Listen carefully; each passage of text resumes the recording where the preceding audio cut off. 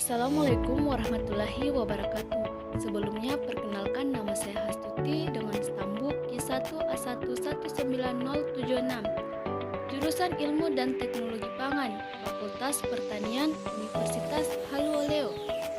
Di sini saya akan mempresentasikan tugas dari mata kuliah Aplikasi Bioteknologi Pangan yang berjudul Pemanfaatan Tepung Rumput Laut Gracilaria sp pada tape sebagai alternatif pangan sumber yodium.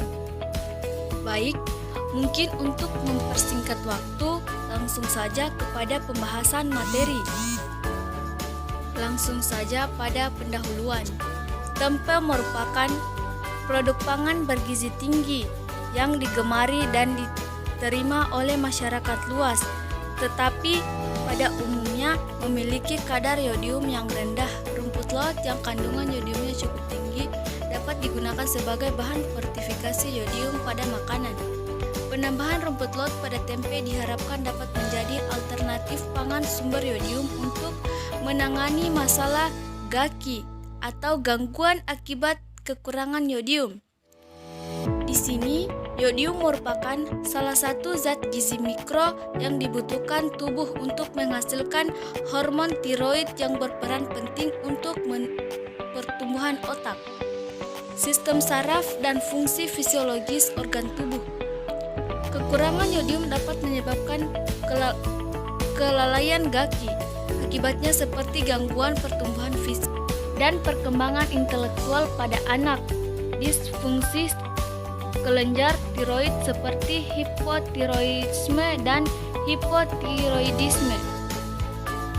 Selanjutnya, pemanfaatan rumput laut yang kandungan yodiumnya cukup tinggi dapat digunakan sebagai bahan fortifikasi pada makanan dan terbukti dapat meningkatkan kadar yodiumnya.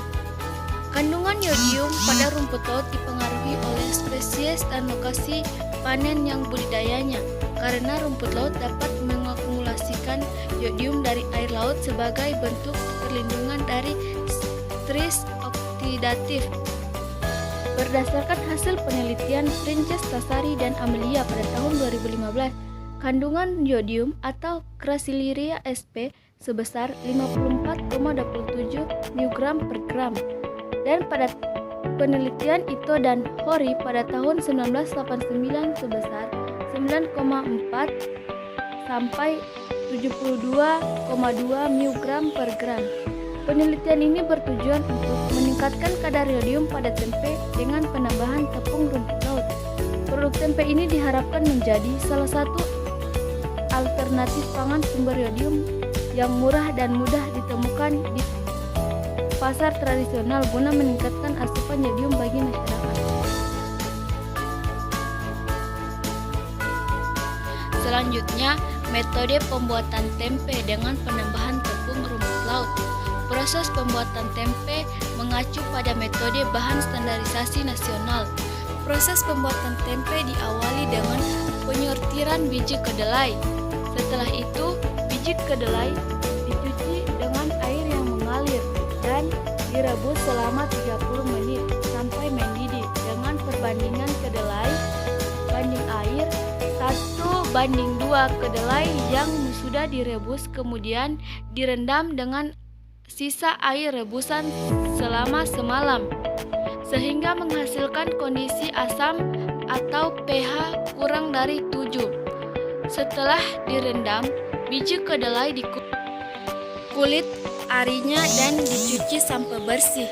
Biji kedelai dikukus sampai matang sampai kurang lebih 30 menit, lalu ditiriskan dan ditunggu sampai didinginkan. Kemudian ditambahkan tepung rumput laut dengan perbandingan 100:0, 97,5 banding 2,5, 95,5 banding 92,5 banding 7,5 banding. Selanjutnya, penentuan komposisi campuran berdasarkan pada pra penelitian yang menunjukkan bahwa tempe dengan tekstur terbaik didapatkan dari penambahan tepung antara 2,5% sampai 10%. Variabel yang digunakan untuk penentuan komposisi terbaik perbandingan kedelai dan tepung rumput laut adalah kadar yodium dan nilai sensoris jenis tempe. Analisis kadar yodium dilakukan dengan metode spektrofotometer. Lanjut pada hasil dan pembahasan. Pembuatan tempe pada penelitian ini menggunakan tepung rumput laut yang dihasilkan dari perlakuan perendaman rumput laut dalam larutan NaOCl 0,75% dan memiliki kadar yodium sebesar 5,00 mg per gram. Hasil analisis kadar yodium pada tempe menunjukkan bahwa perlakuan perbandingan kedelai dan tepung rumput laut memberikan pengaruh yang nyata terhadap kadar yodium pada tempe. Penambahan tepung rumput laut yang pembuatan tempe dan menyebabkan kenaikan kadar yodium pada tempe, walaupun proses fermentasi dapat menyebabkan hilangnya yodium pada bahan. Di sini juga terdapat tabel rata-rata kadar yodium pada tempe, di mana perbandingan kedelai dan tepung rumput laut atau kadar yodium. Pada tabel menunjukkan bahwa semakin tinggi penambahan konsentrasi tepung rumput laut, maka semakin tinggi kadar yodium pada tempe.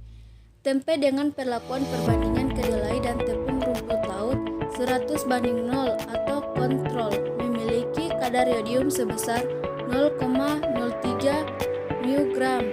Penambahan tepung rumput laut sebesar 2,5%, 5%, 7,5% dan 10% menyebabkan kenaikan kadar yodium pada tempe berturut-turut sebesar 0,11 mg, 0,20 mg, 0,26 mg dan 0,35 mg. Kandungan yodium tertinggi terdapat pada tempe dengan perbandingan kedelai banding tepung rumput laut sebesar 9:10 dengan nilai 0,35 mg. Penambahan tepung rumput laut pada pembuatan tempe dapat menyebabkan kenaikan kadar yodium pada tempe, walaupun proses fermentasi dapat menyebabkan hilangnya yodium pada bahan pangan. Baiklah, berdasarkan pada pembahasan, saya dapat menarik kesimpulan bahwa semakin tinggi penambahan konsentrasi tepung rumput laut pada tempe, maka kadar yodium pada tempe semakin meningkat. Perbandingan kedelai dan tepung rumput laut sebesar 92,5 banding 7,5 merupakan perlakuan terbaik yang menghasilkan tempe yang dapat memenuhi 15% angka kekurangan gizi yodium orang dewasa.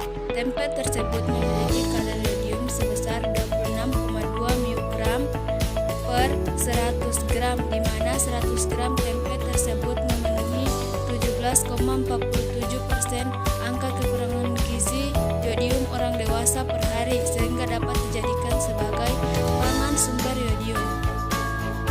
Baiklah, mungkin itu saja yang dapat saya sampaikan pada kesempatan kali ini.